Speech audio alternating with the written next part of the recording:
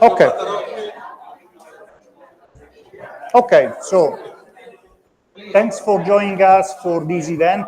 Thanks for coming to the CTV conference organized by University Sapienza, University of Ronto Vergata, and University of Roma Tre, hosted by the University Sapienza. My name is Gianluca Mattarocci. I'm a full professor in banking from the University of Ronto Vergata, and my activities mainly focused on real estate finance. I had the pleasure today to introduce the first keynote speaker of our event. Before doing it, I want to spend only a few seconds to say thank you to someone.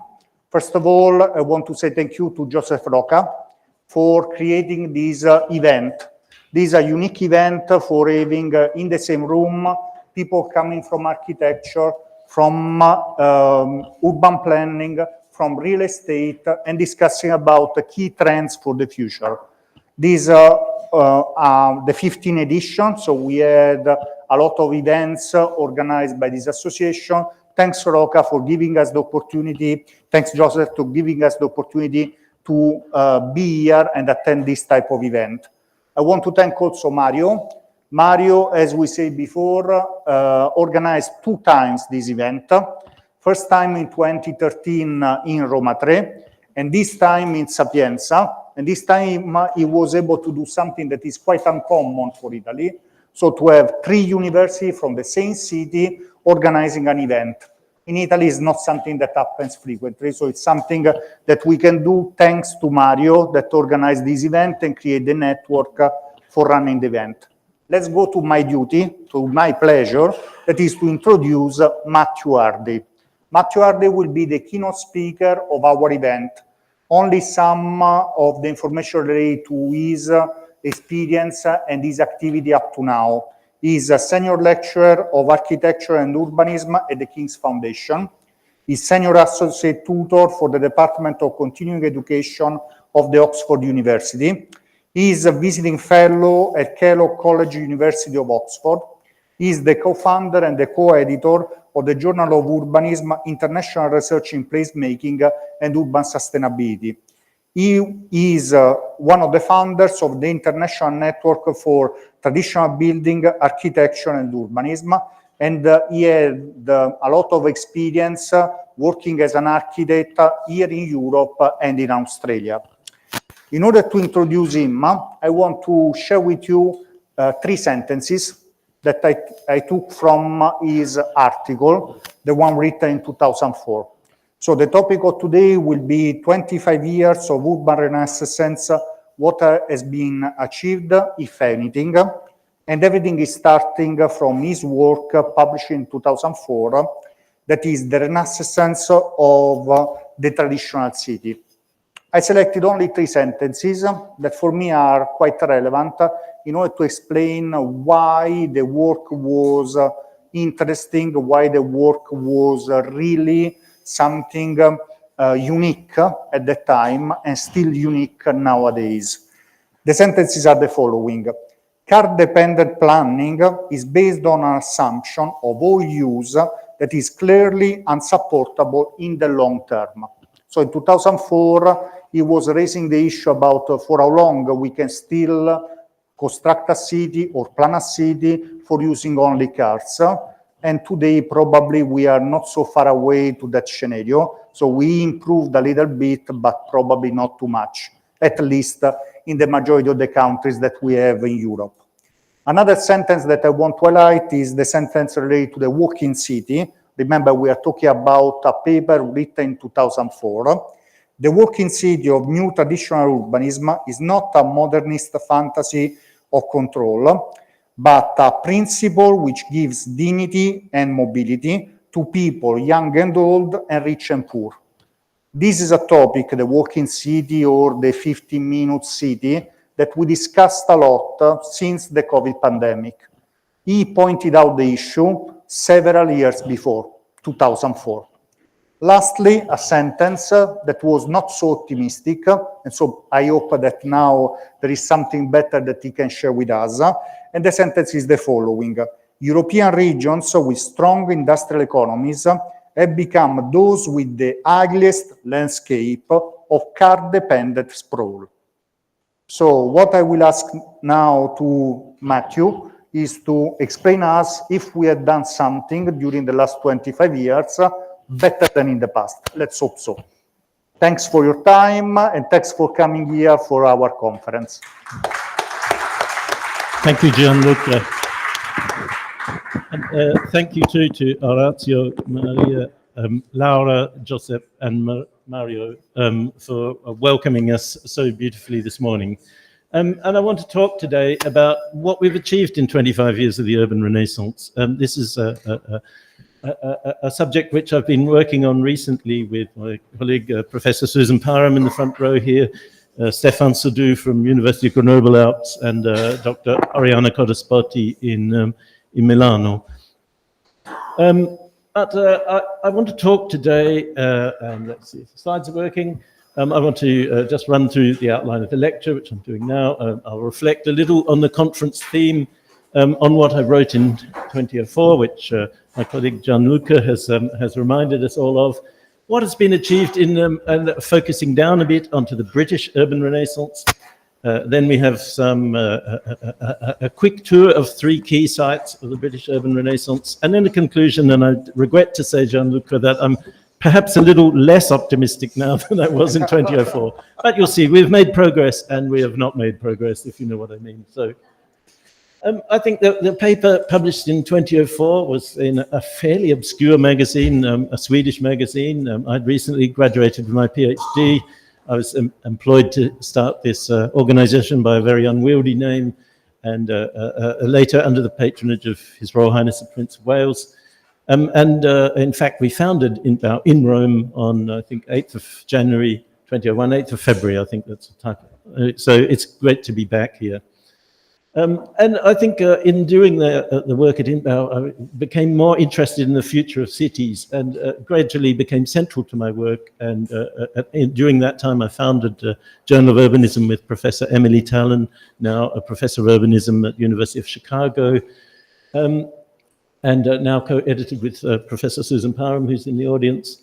And we did a series of conferences in Venice and Transylvania and published a book on conservation. So I'm very interested to see this theme coming up later in the conference. In 2010, I moved to the Prince's Foundation, now the King's Foundation. There I was instrumental in setting up a joint Masters in Sustainable Urban Development, which we're running now with the University of Oxford, and a series of research and teaching collaborations around Europe. We have a joint research centre with Kellogg College, Oxford, on Global Centre on Healthcare and Urbanisation, 2 themes which I think we've already been covered in the introductory talks and very, very relevant today, particularly in the aftermath of the COVID pandemic. And we run a summer school every year in Venice, but with a centre. So today I want to look at the last 25 years of urban Renaissance, and particularly as it's been played out in Britain.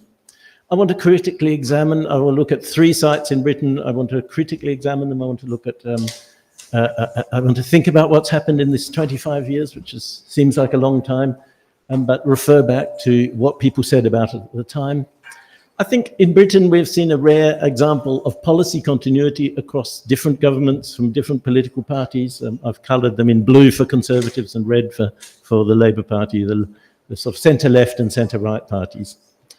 And the 3 sites I'm going to look at are Brindley Place, Poundbury and Dorchester, and Cambridge, and looking at what people thought at the time and what they think now, and then make some conclusions. So to cut a long story short, I think in a way, in 25 years, we have hardly begun to accept the reality of our problems. We haven't made much progress, but the progress we've made is encouraging. We know what we need to do, but we need to step up the pace of change. And I think Mario will pass on the slides, so I won't read everything on every slide. So on the conference theme, we are asked to reflect on recent history, contemporary challenges and international crises, and to think about the city in terms of the post-COVID era, which I hope are now in, and then think of what we are going to do in the Renaissance of the city. I think it was very interesting to see a mention of Nicholas Nassim Taleb's work on the fragility of very complex systems, and his call to restructure the world into a more simple series of systems which are less vulnerable to shocks. And that's something we certainly noticed in London during the pandemic, when the small shops remained fully stocked with their very complex and highly differentiated supply chains, whereas the big supermarkets ran out of everything, especially toilet paper, in a matter of hours. And so you have this image of superfluity and abundance from the major supermarkets, which was, as it turned out, an illusion. And I think that's what Taleb is teaching us. That said, I think there are some obvious examples of very large-scale organizations which have produced significant change. The research on mRNA vaccines wouldn't have been possible in a... Perhaps in fact, the success of it is because it was a highly distributed network of institutions all working on the same topic. But allowed something like normality to return, although I looked up the data, and from WHO, 7.1 million people, mostly over 65, which isn't very reassuring at my age, have died of COVID. And I think it's really nice to be called back to His Holiness the Pope's words from March about and calling us to remember ordinary people when we work on architecture and planning and designing the city. And I think we have a problem of perhaps of complacency and a tendency to forget that our work is always going out into a world which consists of people who may well think differently from us. So what did I write in 2004? And we've just been reminded of three key sentences, and thank you very much for pulling those out. I think I was very optimistic about our ability to achieve change, maybe even a bit boosterish, as we say in English. I think it was a common theme at the time because we had apparently solved the problem of the ozone hole by banning chlorofluorocarbons very quickly, and I think we thought that the problem of global warming would be similarly easy to solve. It hasn't proved so. And Newman and Kenworthy had shown us the very strong relationship between energy use in transport and urban density, and so all we needed to do was densify, sort out transport, and we would have a job done. Well, we thought it would be easy. And so to look at Newman and Kenworthy, this is 1989, this incredibly strong relationship between urban density and energy use in transport was established. It's been interrogated, examined by hundreds of academics since. Here's a paper by Reed Ewing, which has reinterrogated the data, updated it, and they show even now we have the same relationship between urban density and energy use in transport. And I think at the time that I wrote, I think we were feeling a bit smug here in Europe, as we see in the bottom sort of inflection point of this curve thing. We had a nice sort of density and a nice sort of amount of energy use per capita in transport, but I think we were complacent, actually. I think that's still, if we look at the amount of energy use in transport in the developing world, Shanghai, Chennai, Guangzhou, Bogota, Beijing, all very low, Manila, Jakarta.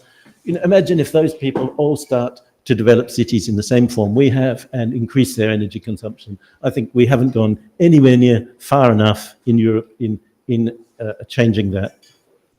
And if we look at what happens if we allow urban density to continue to collapse as it is, New York University Marin Institute produces a global atlas of urban expansion, which shows very depressingly every city in the world practically is de-densifying, is reducing its density at the same time as increasing its extent. If we look at what happens when we plan for very high energy use in transport, and this is a dated image, even Houston has now done quite a lot to re-densify its urban center. We see we're heading for an urban disaster. So we know this, and we knew it in 2004, we knew it even before that, we knew it from 1989 after Newman and Kenworthy produced their research.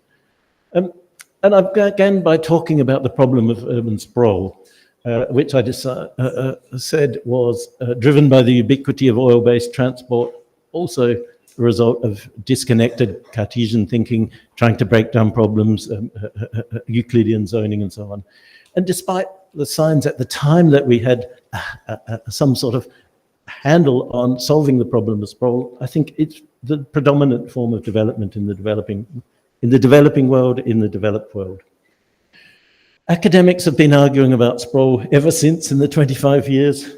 Here's these Dadashpour and Shah Hossain last year looked at 130 definitions and finding it divided into typically 5 approaches: analysis of growth patterns, growth processes, nature of growth, location of occurrence of growth, and the actors shaping urban growth, and the driving factors. And so, but I think probably Clifton, Knapp and Song simply defining sprawl as a decline in population density will do. And certainly that's what the NYU research shows.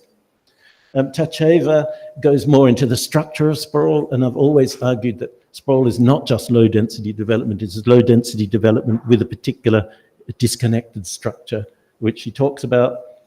And as I said in 2004, it's greatly increased the number and length of trips required for daily life. It's the effect of sprawl. And we've built a sprawl environment which is difficult and demeaning to walk or cycle. And that means that in most places, short trips which could easily be cycled or walked are driven. So we have this diagram, which I think comes from some unknown source. I've seen it reproduced so many times and redrawn so many times, defining the difference between a sprawl landscape in which uses are segregated at the top and the traditional city that I was calling for a renaissance of. And we know that from studies, which we've really known since the 1960s, frankly, that the development at the bottom facilitates walking and cycling, so a lot of short trips are walked and cycled. The development at the top facilitates driving, so a lot of decisions are driving. But the trouble is, we've been building the top for the last 70 years and not the urbanism at the bottom of this diagram. Greenhouse gas emissions, at least 1/3 of total greenhouse gas emissions are directly the result of this combination of transport and urban form, which are so tightly interlocked. And that's our responsibility as architects and planners. So cars are very appealing. When I was younger, I had a series of Italian cars, absolutely terrific, but it's not a system that we can rely on to build cities. Car dependence, as I said, huge problems of pollution and resource depletion. Negative externalities, I won't go through that list, very good research. Recent research from Germany, so that when you ask people using cars to estimate their costs, they underestimate by more than half. Drivers of heavy goods vehicles by more than 2/3 of the actual costs. And the remainder of the costs are externalities which are borne by society. And of course, everybody knows this. But particularly I would draw attention to the young and the aged who bear the majority of these costs. Not least for children in losing, and old people for that matter, losing their independent mobility. And this piece of research published in the Daily Mail as long ago as 2007 showed how 4 generations of children had lost their right to roam, you might say. And we went from having free-range children 3 generations ago to children who are simply confined to home and who aren't allowed to walk, or at least beyond the end of the street. And that's directly the result of the urban form we've created. I argued at the time that there was a movement that had arisen to address sprawl, the new urbanism and smart growth movements. They were both very new at the time. In 2004, the Congress of the New Urbanism, only 10 years old, the Council for European Urbanism, barely a year old at the time of writing. I think CEU has achieved a little bit of the dialogue for a while, but the steam seemed to run out of it. Sadly, it's still active in Germany as far as I realize, as far as I can work out. Smart Growth America and the Congress of New Urbanism are steaming on extremely successfully in Europe and have been, in America, and have been able to create a coalition of academics, planners, policymakers, implementation, architects, planners that we have so far failed to in Europe. And as I said in 2004. And I think it's gone from being derided as the Truman Show, everyone knows this movie, to becoming something which is really interesting and which is fully embedded in the American planning system.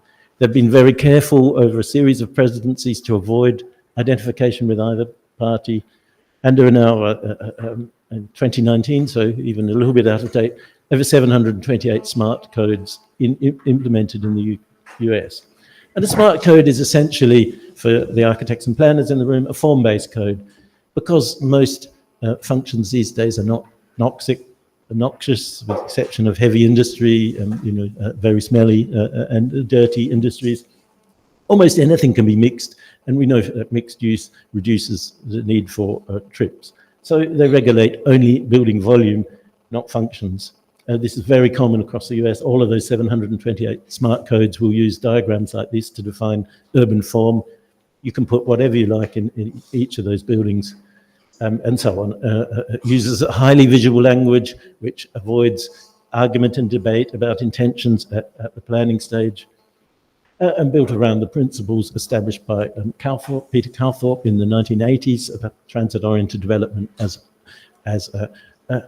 an area we call a neighborhood, very commonly the 15-minute city, if you like, where all of your daily needs are within easy walking distance, but you have access to transit.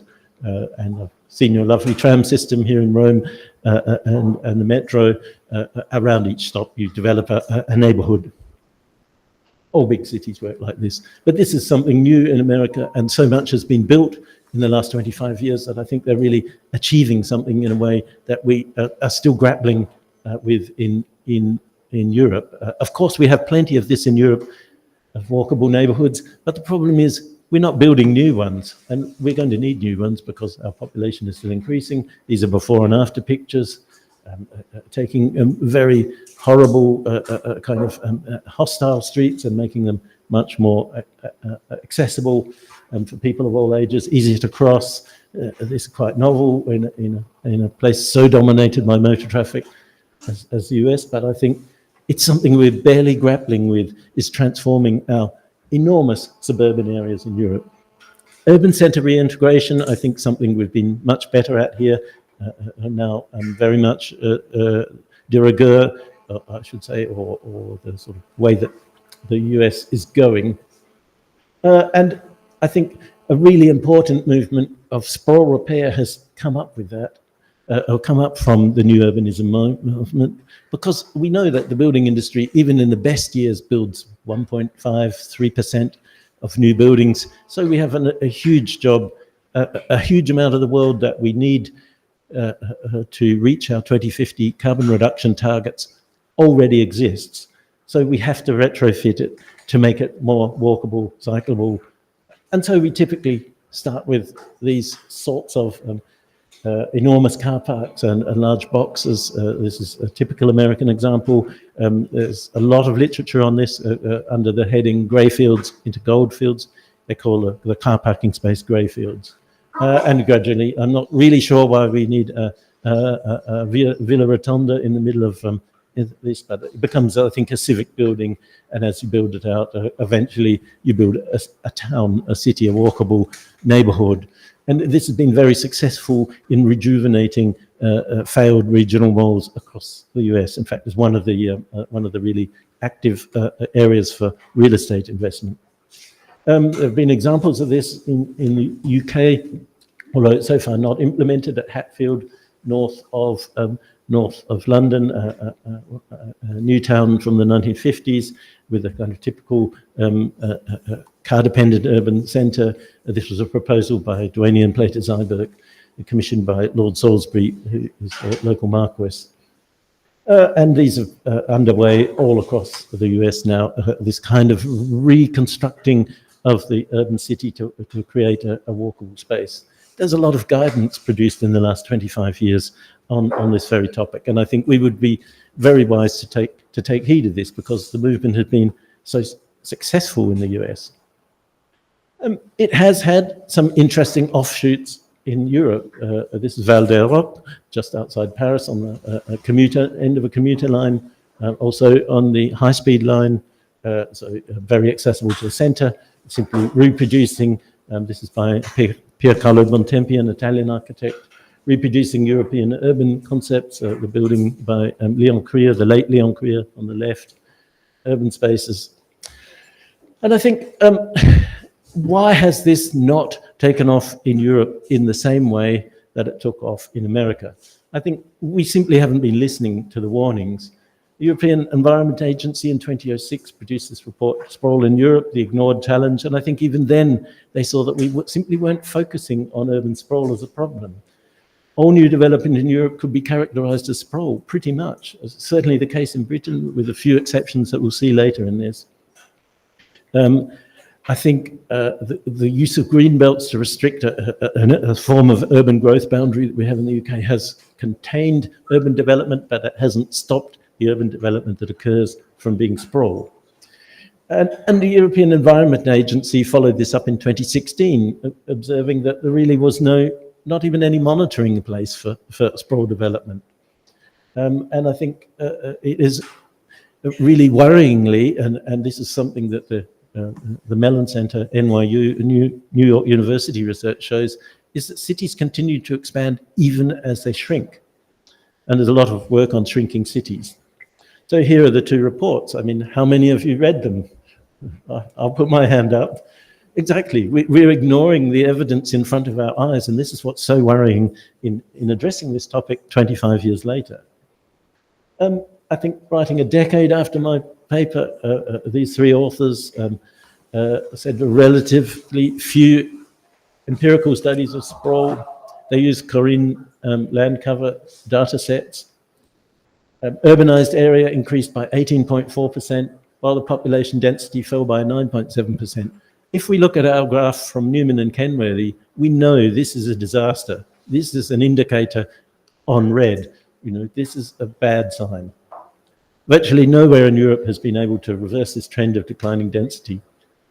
That said, the latest research I saw just before I came suggested that some areas in Southern Europe, particularly on coastal areas, had actually been densifying. So this may be a problem that Southern Europe has addressed, the Euro-Mediterranean. But the problem for a declining population, and we know that in the next 50 years we'll face a very rapidly declining population across Europe, across the developed world. In Britain, our latest birth rate figures are 1.4 live births per woman. That means our population will halve in the next 100 years. It's typical of the figures we have for Japan, where you have a very rapid population decline. So we have the incredibly dangerous position of a rapidly declining population, rapidly de-densifying cities. That means old people supporting a lot of infrastructure with their taxes, and we know that that is simply not going to happen. So we will have a huge problem of infrastructure decline, failing bridges, and not enough tax income to repair them. In Britain today, we still build new motorways, even though we can't afford to fill in the potholes in the roads we already have. This is a definition of madness. And it's a heading for disaster.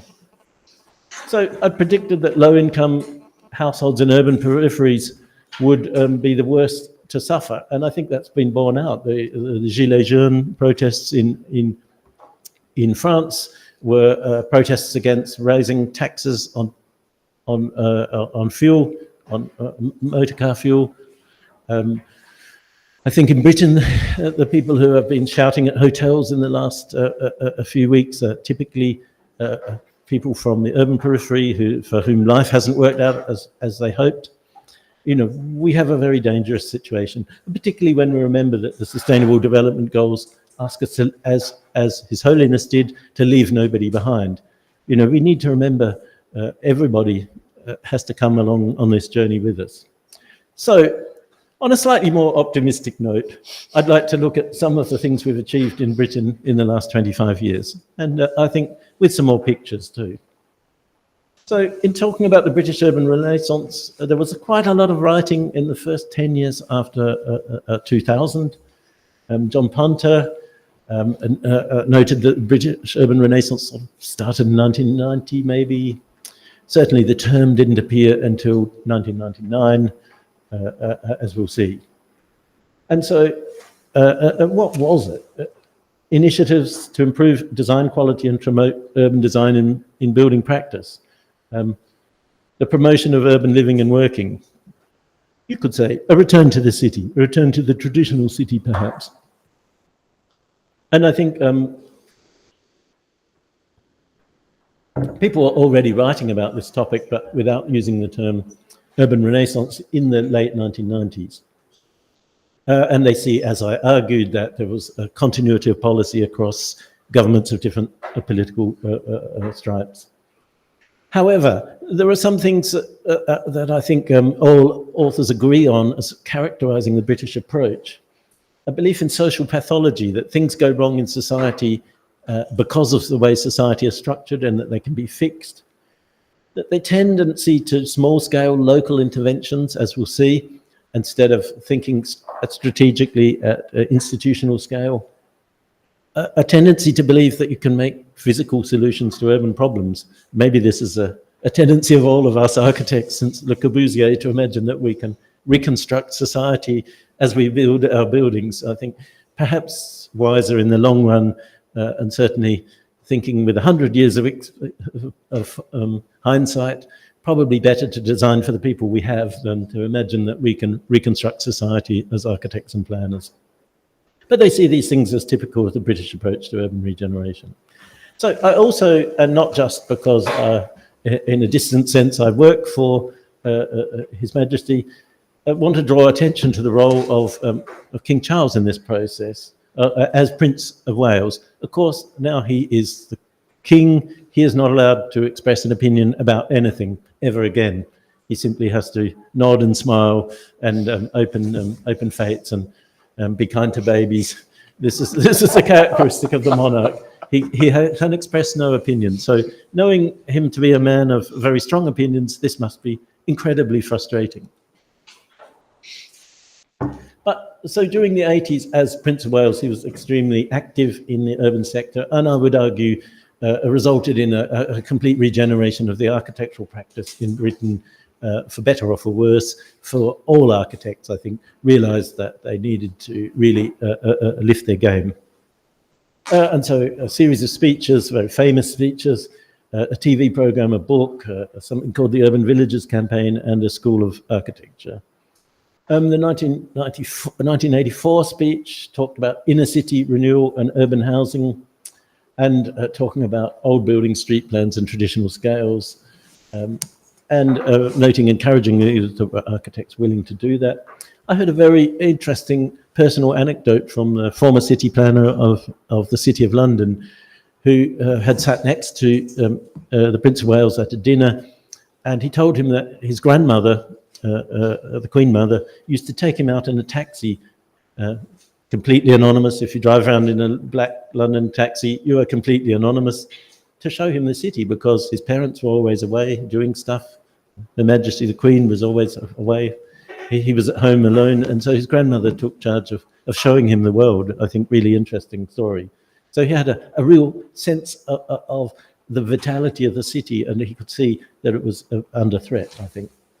So very famously, the 1984 speech, in which he talked about this addition to the gallery as a monstrous carbuncle, but I think he was already talking about urban regeneration, and this, of course, attracted all the attention.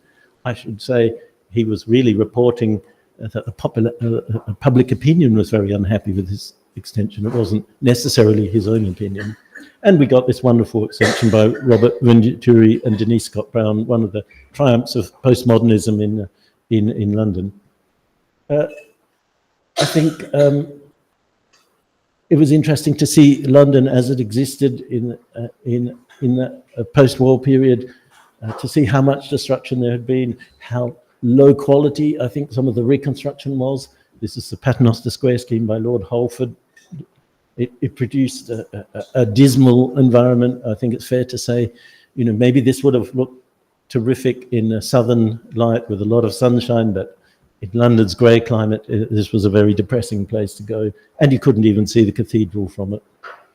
There was a competition. It was won by Richard Rogers, and in this 1987 speech, the Prince called for a beautiful area on a human scale. So again, talking about urban regeneration. To cut a long story short, There was a counter project produced by a series of by John Simpson architects. And the scheme we got was a sort of typical British compromise involving some traditional architecture and a lot of kind of what you might call rationalist architecture, really. And I would say there's been a real interest in the last 20, 25 years in Britain in Italian rationalism as a sensible, humane kind of approach to urban building, which you can see reflected in these buildings. And most importantly, it restored the view back to the cathedral from the development. So I think this is, as an approach, talking about an architecture of community that is built from the bottom up through community engagement was one of his real concerns, and so on. So I think when we enter the period that we're talking about, there were some key figures. John Gummer, Secretary of State for the Environment under John Major's government, put a limit on peripheral development, banned out-of-town superstores and large bulky goods areas. And this was sort of taken up by Tony Blair's government. He appointed his deputy, John Prescott, as head of the office for the Deputy Prime Minister, which meant that basically the urban regeneration had support from the very top of government, most important. Unfortunately, and I met John around that time, he was a man who was very passionate about the living conditions of the working class, and he set about perhaps misguidedly demolishing what you might call Coronation Set on the left, these are film sets, and building a car-dependent sprawl. Unfortunately, we lost a lot of very good and very retrievable Victorian housing in this process in the cities of the north. However, eventually the housing market picked up, and that made it impossible for the government to buy these sort of Victorian buildings and demolish them. So that ended that process. So Tony Blair commissioned Lord Rogers of Riverside to produce this book, Towards an Urban Renaissance. And I think this is from where I probably thought of the name, and perhaps from where your conference originated. And he talked about the urban renaissance was about creating the quality of life and vitality that makes urban living desirable. Essentially, Britain had been characterized by a middle-class desire to live in suburbs, in big houses surrounded by trees, car-dependent, you could call it, and this aimed to reverse that trend of at least 150 years, perhaps longer. Lord Rogers' report made 100 recommendations. I'm not going to go through them all, but they're about a higher quality urban product, compact urban developments, management of the urban environment, densifying cities by developing on brownfield land, so previously developed land, and recycling existing buildings, and so on.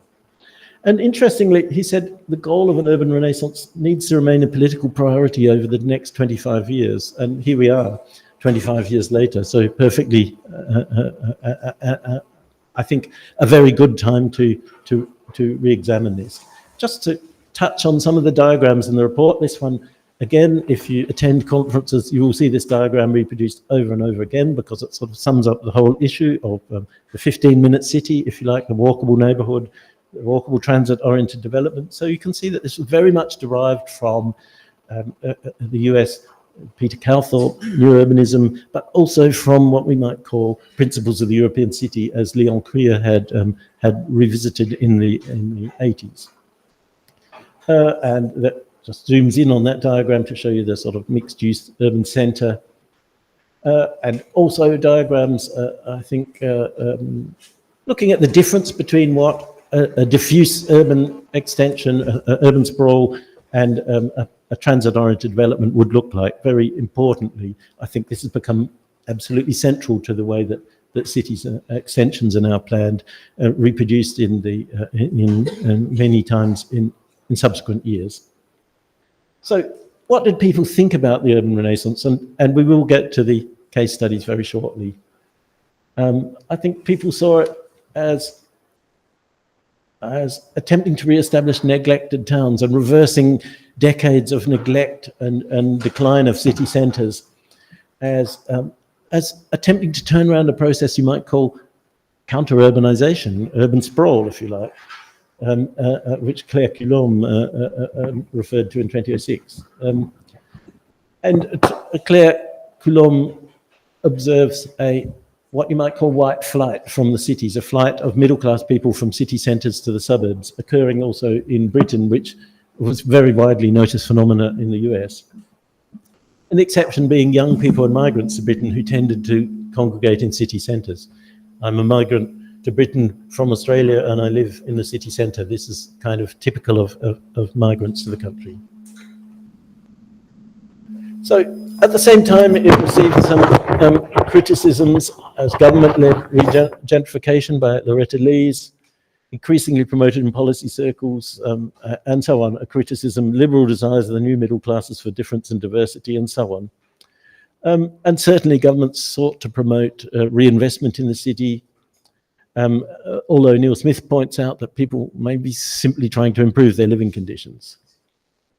So the King's Foundation, or the Prince's Foundation, a prominent player, founded in 1990, a succession of chief executives who were very integrated into urban policy, David Luntz and Hank Dittmar, the late Hank Dittmar, and separately the Prince of Wales, known to what we could politely call maintain a lively correspondence with government ministers, I think was sometimes seen as interference.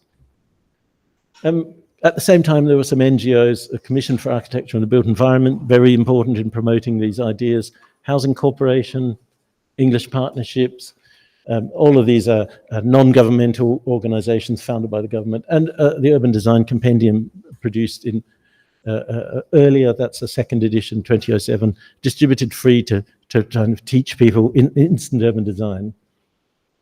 I think since then, we have the institution of a central London government and the creation of regional mayors, which has done a lot to address this. So let's see what we achieved. And I want to start with Brindley Place in Birmingham, because this was seen as absolutely the model for inner urban regeneration at the time. Developed from 1992, so quite early, and finished in 2009, or the last building. You can see that it restores an urban grid of streets and individual buildings, architects, Allies and Morrison and Porphyrios Associates. A mix of uses, unusual at the time, restored pedestrian streets, opened access to the canal on the right, regenerated old buildings, but I think widely seen at the time as a kind of quasi-urbanism. Each building is a complete urban block. There are very few party walls in the development, and the streets are not strictly public space because they're all privately owned and privately policed. So it mixes a kind of modern traditional architecture and a kind of traditional modern architecture, you might say, in a kind of British sense. There's a lot of building that builds on the sort of language of Italian rationalism and British warehouse architecture. A lot of attention paid to the detailing of public spaces. Some very beautiful planting to frame urban public spaces. And I think it's notable that Brindley Place today is described, if you can read it on the Time Out headline, this thriving cultural hub is Birmingham's best attraction. And I think maybe that says something about Birmingham, and I can be rude about Birmingham because I'm a Londoner. You know, I think they built something that people in Birmingham really value and that has really attracted a lot of people and remains a lively place. Yes, the sun shines in England. That's not CGI on the right. And I think if you look at the way it's promoted today, it's very much in what you might call a kind of urban festival market concept with restaurants, cafes and bars. You can get decent coffee in England now. This is a huge improvement. Shopping, emphasizing public transport in getting there, and it's very well connected into the wider networks. Environmental waste management, energy generation, and so on, cycle friendly. This is the way it's promoted. So you can see the kinds of things that they're trying to build is a kind of urban lifestyle that is very different and distinct from the suburban lifestyle of the 20th century, which was such an object. And energy saving, well, energy generation I can see there, but perhaps not so much energy saving, but very careful environmental monitoring.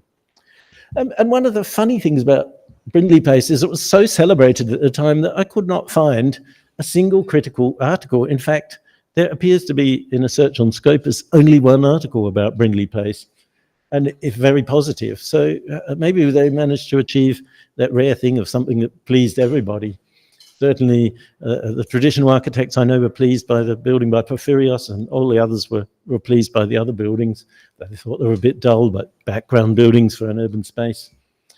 And so on. I think in development terms, the real key is that the developer allocated streets and blocks, and therefore, in a very complex environmental or very complex economic situation, they were able to offer a plot to a developer of whatever came along. They didn't care what was built there.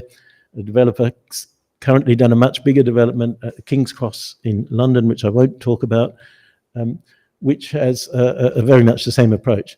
Simply going back to developing streets and blocks and selling them to the people who need them at the time is a very robust way of guaranteeing the future of development. They're not requiring a basement covering the whole site, for example. And I think this is a critical, perhaps the most critical comment from there, that maybe it was just an American festival marketplace, and comparing it to Akerbrygge in Norway. So Poundbury, I think, a much more controversial development from the very start. As an academic, this makes it a fantastic example for study because this has the most enormous bibliography. There is so much writing about Poundbury by journalists, by academics, by opinion makers, and it has so much data produced about it that it makes a very good case study. Developer, the Duchy of Cornwall. The Duchy of Cornwall is a national body established in the 1337, so 700 years ago, to support the income of the Prince of Wales. Master planner, famously Leon Creer. A very assertive use of traditional architecture. And this is, I think, fair to say, derived from the early community engagement process. Master plan planned around a series of walkable neighborhoods. You've probably all seen these diagrams before. That shows, this map is a little bit old, it's 2015. It's virtually complete today. I think it's a planned town, so you can perhaps see parallels in some of the other planned towns, resort towns. That's quite small, 5,800 population, around similar to some of the small spa towns at the time of the 18th century. Widely acclaimed as a success in economic, social and environmental terms, but also judged popular, sustainable and financially viable, and maybe produced the model for Britain of a walkable, compact and new town urbanism. But I think has also been sustained, or the target of sustained criticism, and that's why it's interesting for us to discuss. A lot of academic and architectural practitioners, architectural media journalists, and so on, and I'll present some of their criticism shortly. And I've also written on it, and we have a forthcoming paper with my collaborators on which mentions Poundbury in passing. Typically described as pastiche, nostalgia, backward-looking, frozen architecture, perhaps constituting an orthodoxy within architecture. We've seen it marginalized from discussion of new towns and sustainability sometimes. Not always. I think people have learned to live with it in a way. And I think, however, surveys by Thompson Fawcett, Watson, and Watson again tend to find that people love living there. And I think these are some of the things that have been said about it, and I'll just let you read those, because some of them are quite ridiculous, actually. This is brand new housing, this is market housing, this is what happens when you design for the market. And I should point out that 1/3 of Poundbury's population is living in social rented housing. So this is not a private development. This is 2/3 private for sale. This is 1/3 social rented housing. So this is very, very mixed population. And many people make the mistake of thinking this is a private development when in fact so much of it is actually public housing. So the building on the left there is public housing. The building in the background is a retirement housing. building on the right is a hotel. So it has a lot of mixed use and a lot of liveliness. 2,300 jobs in a small development is quite a good achievement. And these are sort of critiques. You can see it's almost hilarious. I think when you go there, it really seems quite boring, but people seem to get so incredibly exercised about it. And this latest one, which was just last week, I think perhaps a little bit unfair, but well, whatever. I think the market has been very impressed by it. And finally, a positive comment by a woman who, I think reading her article, as she's an academic, started out to write a critical article and ended up realizing that she actually quite liked it. So, sometimes things happen. So it has a combined heat and power plant. It produces, uses agriculture and domestic kitchen waste to generate biogas. Thermal efficiency of building envelopes has always exceeded the current norms, and some of them are very experimental, very high performance environments. And I think the main lesson of it is it doubled the density of conventional development in Britain and was a model for that. At the time that it started, people said that the market would not accept a doubling of density. And I think it did. So I'll just, you'll get these slides. So I think it's been seen as a model for developers. So in terms of architectural style, we have a very conservative market in Britain. People like traditional buildings. There's been a lot of research on this. It's not really news. I mean, indeed, the Commission for Architecture and Built Environment, the NGO that I mentioned earlier, has produced some work on saying that this may well help create a sense of place by having a familiar architectural style.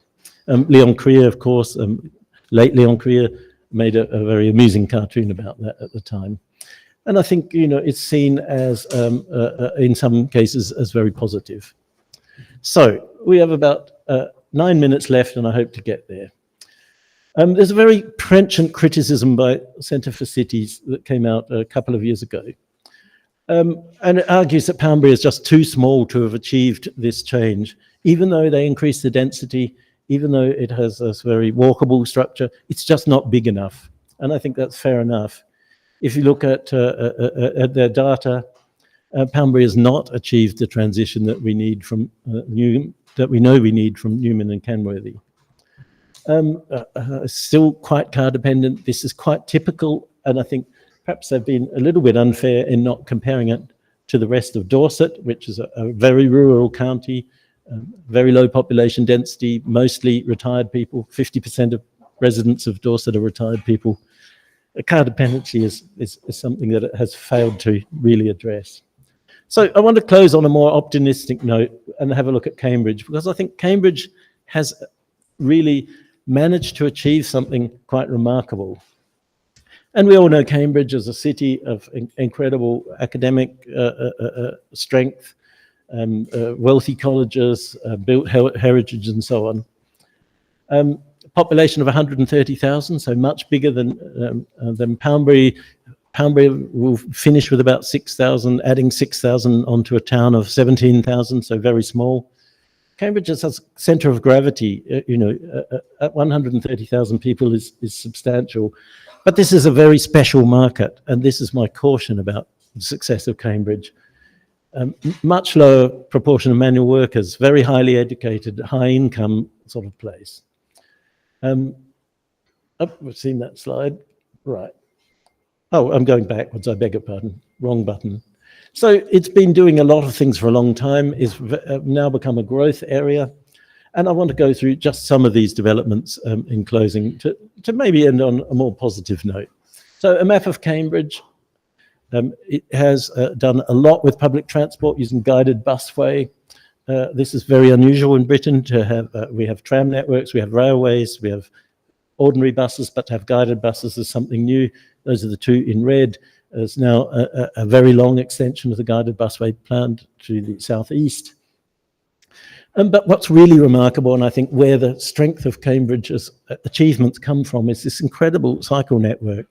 It's a very large cycle network for a British town. Of course, in the Netherlands, this would be absolutely standard, but this is very unusual for Britain. And I think it connects out, very importantly, it connects out to peripheral villages, exactly the places where people might be expected to drive in to the city centre from. They can actually cycle in safety and comfort. So let's have a look at some key sites. Cambridge North Station, it's a brand new station, opened in 2017. Some sort of roughly rationalist architecture, piazza. There's no car parking. There's an enormous cycle park.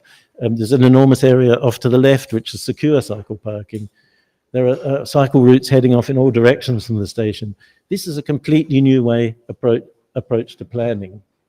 The guided busways have these enormous, very broad cycle paths segregated from motor traffic alongside them. It's connected into existing networks. So this is the 1973 Business Park, which is an example of urban sprawl development, but it's now connected to the busway and to the cycle network, although it remains, of course, typical 1970s car-dependent development, as you can see from this plan. Marmalade Lane co-housing. It's in an area built in the 80s in this sort of urban village style. This is social housing, self-build, self-financed housing development. Enormously acclaimed, but I would say very, very small. And one of the things that I found is that a lot of the schemes which have been acclaimed at the time are very, very small. Accordia, again, an absolute triumph of British modernist architecture by a series of very good and very sensitive architects, but a small high-end housing development, very high energy performance, but again, very small. And this goes back to the scale of intervention, I think, in the last 25 years has simply not been enough. Sterling Prize winner, extremely expensive. The green line is the average for house prices in Cambridge.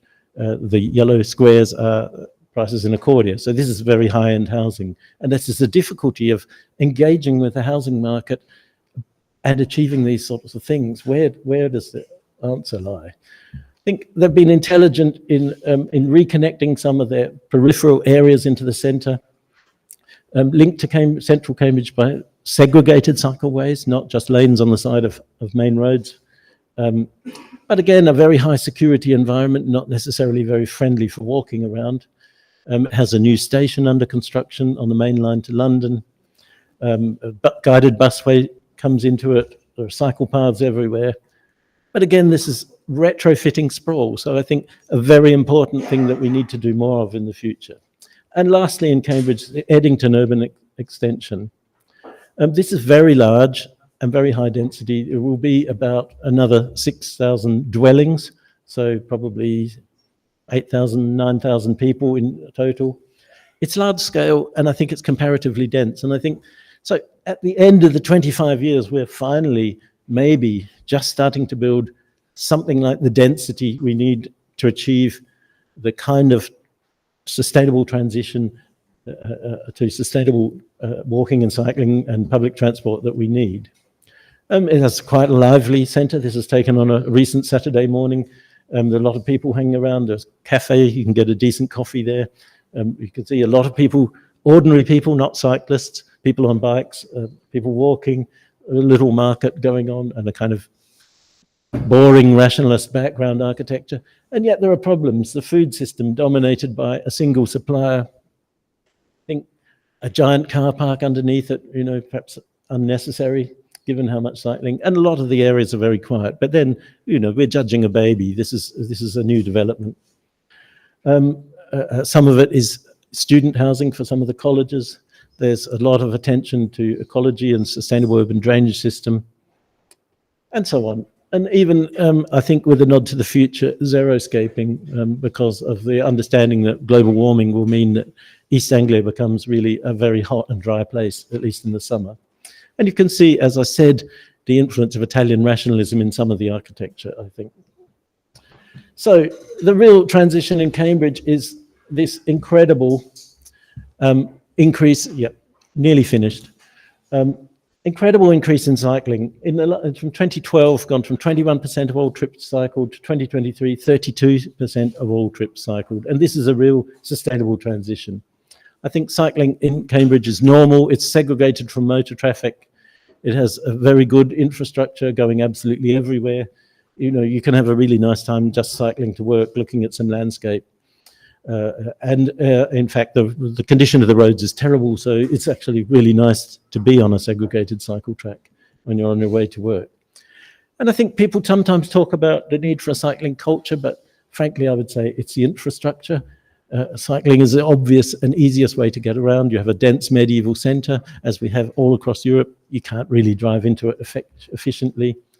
And this very good research by Rachel Aldred shows exactly how ordinary cycling has become in Cambridge. And that's what we need to achieve this transition, to make it ordinary and obvious, I think.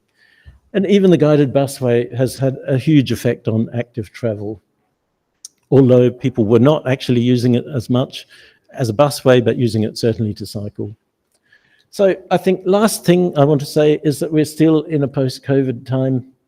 We've seen some enormous transitions, hybrid working from home, télétravail, as my friends in France call it, is enormous now, and this has really affected. And I think, in closing, I think Cambridge's successful transition is made by using cycling and walking and not by the metro that they've constructed. So just to conclude, what have we achieved? Some lovely developments, a lot of urban regeneration, hope of a just transition in the places that are investing in cycling and walking. I think urban lifestyle is now desirable for younger Britons. And we've started to work on pushing back against the motor car. What has not been achieved? We haven't really, I think, addressed the density issue. We're not building dense enough. A real failure to engage with the market by architects. Many of the developments that have been lauded, like Marmalade Lane and Accordia, are very small. On the other hand, those who have engaged with the market have been highly criticised. And there's been a problem of gentrification. So what do we need to do more of? And this is, I think, my second to last slide.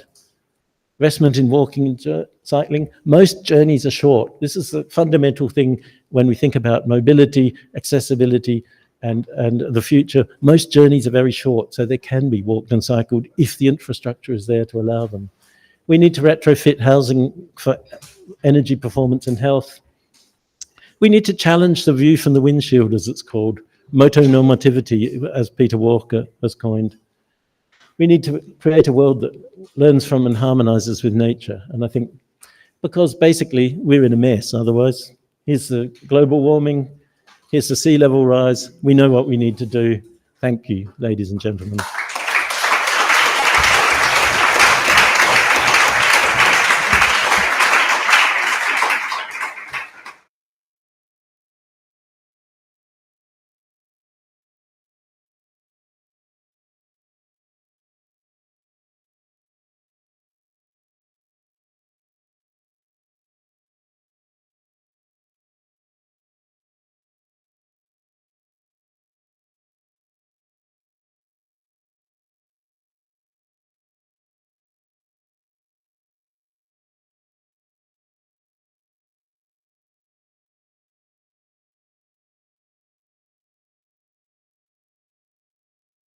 Pick now? Yeah, I think you can. Okay.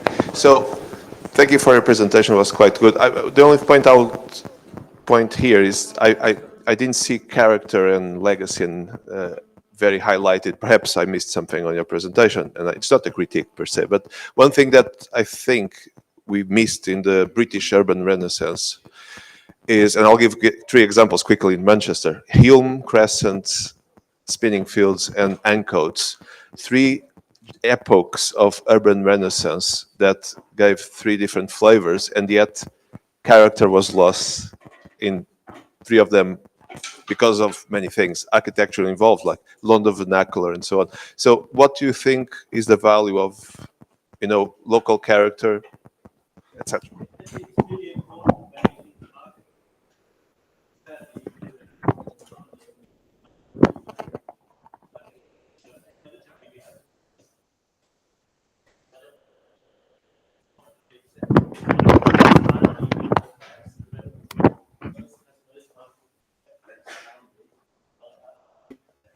Not achieve the density necessary to achieve the transition, perhaps.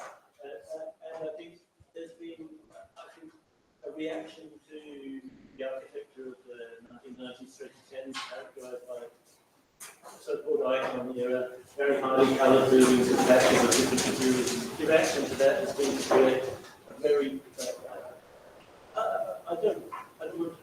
rationalist architecture that's maybe a little bit boring, and maybe it's designed to be a bit boring and quiet and background. But what we really miss is detail at the human scale, at eye level. You know, Accordia, a beautiful development, if I lived in Cambridge, I would want to live there. We have nothing to love about it. It's sensible, it's rational, but we miss the bits of detail that you can love, or you can hate, you know, in order to create an emotional appeal. We're building many things in them that we love and hate, so that we care for them. And this may seem trivial, but caring for buildings is what ensures their very long life. People who love buildings will prevent their demolition, and then we will get demolition and we will get rehabilitation and reuse. And this is key to reducing carbon impact of the body of carbons to make buildings that are lovable, flexible, durable, etc. American urbanist by the name of Steve Muzon has done a lot of work and looking at what buildings need to be to ensure that it's all right. And so, but yes, I think some character has been lost. You can see that the Porphyrios building in Ridley Place is the one that always gets in the photos. That or the brewery, the old brewery building. It's a bit more lovable than perhaps some of the others. Okay, any other question?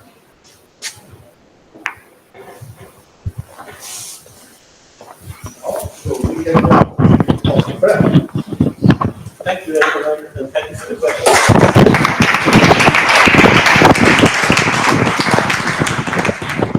We can move question to Professor Hardy during the coffee break, and you are all invited to the coffee break in the front building, and enjoy.